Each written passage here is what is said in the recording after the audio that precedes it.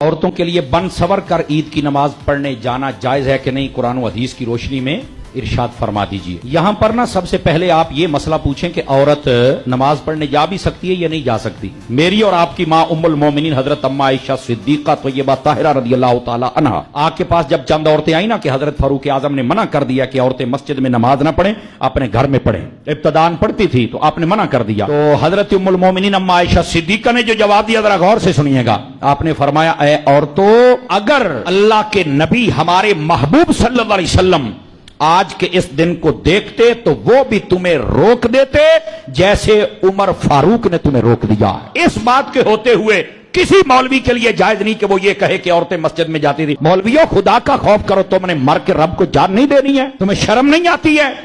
औरतें जब मसाजिद के अंदर जाती हैं और आपको नहीं पता कि वहां पर रास्ते में आते जाते कितने फितने और फसाद का खौफ होता है, आपको नहीं इस बात का पता है? या तो बिल्कुल एक तन्हाई में अलग सिस्टम हो जाए, फिर वो एक अलग बात है, रास्ता भी अलग हो, सब कुछ अलग हो, फिर भी हमारे अहनाफ के नजदीक उनकी जमात मकरूह है। पता है आपको इस बात का?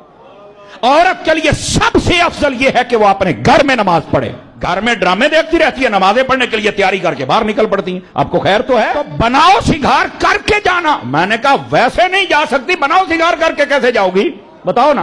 बनाओ सिंगार भी तुम घर में कर सकती हो और वो भी अपने शौहर के लिए कर सकती हो। समझ आ रही है मेरी बात की? जिसके लिए करना है उसके लिए वही गंदे पसीने वाली बदबू लेके 3-3 दिन तक गुस्ल नहीं करती हो, और जब इधर जाना हो या किसी और मामले बाजार